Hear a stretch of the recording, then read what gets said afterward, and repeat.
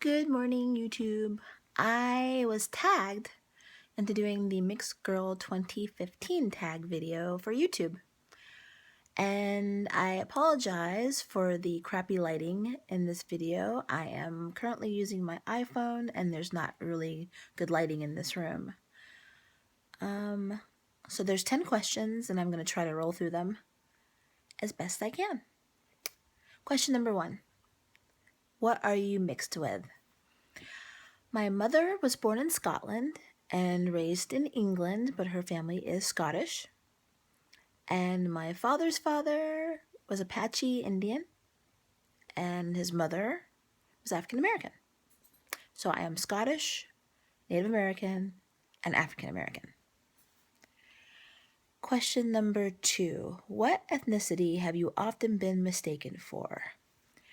Okay, so a lot of the time, right now, I am mistaken for either Mexican or Filipino. I always get mistaken for Mexican or Filipino. When my hair is dark, then I add on some more nationalities. Some common ones are Samoan, Cuban, Puerto Rican, Native American, Eastern African. I mean, there's a variety of Latin American and Hispanic that I get mistaken for a lot, and a few Asian countries. So, yeah, that's when I have dark hair. Question number 3. Is your hair curly or straight? My hair is incredibly curly. Like, if you watch the movie Brave with Princess Merida, yeah, curly like that. It's not as bushy, but yeah, I mean, I have like the Nellie Olson Little House on the Prairie spring back curls. So, and I love my curly hair, but I live in Tennessee where the humidity is outrageous, so I don't really wear my hair curly for that reason. Question number 4. Was coming from different backgrounds challenging growing up? Yes, in a sense. Only because it wasn't more of a mixed thing. It was more of my mother was British, and it made me stand out a lot from some of my other friends. I do know that when I came to the States for the first time, because my dad was military, so I was born in Germany, and most of the schools I had been to were all military schools. And the first civilian school I ever went to was in my dad's hometown in Memphis, Tennessee, and it was predominantly black. And when I got to the school, I had never experienced racism before, so I just figured I could come in as new girl and, make friends. And I found it to be very challenging because I spent most of my time trying to explain that my dad was part black, my father looks completely black, and that, I wasn't racist, I wasn't white, I wasn't white or black, I was mixed. And there wasn't a lot of acceptance when I was younger, so that was a little bit challenging. But the bigger issue for me is that I had a British mother and her parenting style differed greatly from my American friends. So, yeah, there were some challenges growing up. Question number 5. Which backgrounds do you embrace the most? I embrace them all. It's weird because, like I said, with my mother being British, being from another country is a lot different than being different races. I mean, it's a completely different culture. So, I did embrace. I learned a lot about the British side. With my father's father, most of his family were on reservations, so I didn't get to meet a lot of them. I did go to some powwows when I was younger, so that was kind of cool. But no, I didn't have as much exposure to that side. And then with the African American side, the only exposure I had was from my dad and my friends. So, you know, I embrace them all because they basically make up who I am. But yeah. I don't have as much knowledge into African American and Native American culture as I do into Scottish culture. So, yeah. Question number 6. Have you ever been teased for being different? Yes. I'm, I guess, weird anyway, because growing up, I was a female who loved comic books and Star Wars, and I was a Trekkie, and I grew up on Doctor Who. I mean, if it was sci-fi related or comic book related, I loved it. I still do. And so I got picked on a lot for that. And then I used to get these creative names. I guess because you probably can't tell because of the video, but I am extremely yellow. I have yellow, like you can probably see I have yellow skin. So it kind of made me stand out a lot in school. And when people would realize what nationalities I was mixed with, they would come up with very creative names. And some of my favorites, which I know is odd to say, was Mighty Yellow.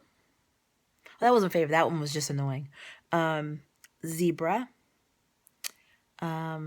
Swirl Pop. Like, the chocolate and vanilla pudding pops in the old Bill Cosby commercials. Yeah, I got that a lot. White chocolate. Yeah, I think zebra is my favorite though. Zebra is probably like really. So just tells you what kids can go or come up with when they're being ignorant. It's amusing to me. Question number 7. Have you ever been ashamed of being multiracial? No. Question number 8. Do you think that being mixed has its benefits? Medically, I think I like the fact that I can never get sickle cell anemia because my mother is white. And there are diseases, certain cancers that I can never get because of my dad's genes, both native and black. So, that's kind of cool. I guess that's a good benefit. Question number 9. What makes being multiracial a beautiful thing?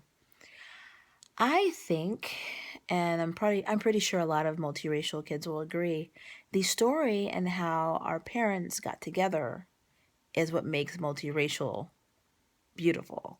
Because my dad, he went to Vietnam and he had to survive Vietnam, be stationed in Germany, and have a chance meeting with my mom, who was on an internship in Germany, to meet, fall in love, and even have me. So, the circumstances behind how I was created, to me, is beautiful. And I'm sure there's a lot of stories like that for multiracial families. So, question number 10. Any advice to someone who struggles with their multiracial identity? Yes. Stop. Because you cannot control who you are. You cannot control who your family is. It's ridiculous to even assume that you can. I know that, and I've experienced this in my life, is that when you are a mixed kid, it's hard to find acceptance on any level from any side. So you have to find it in yourself. So you either become a very all-embracing and open-minded person, or you become a very angry, ashamed, and bitter person. And I choose to be open-minded and embracing because today we deal with a lot of issues with LGBT, transgenders, trying to get rights, and, with gay marriage finally being legalized, which is awesome, and I'm all for. When I was little, and my parents got married in the 60s, and I was born in 76.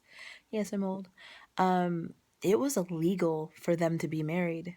So we went through a lot of hazing when we first came to the States. Like, I remember one incident, my father parked his car in front of our apartment. And when we got up the next morning, someone had written Uncle Tom on the back window of his car. And there was another incident where someone had thrown a brick through our car window. And that was all because my dad married my mom. And even down to his family.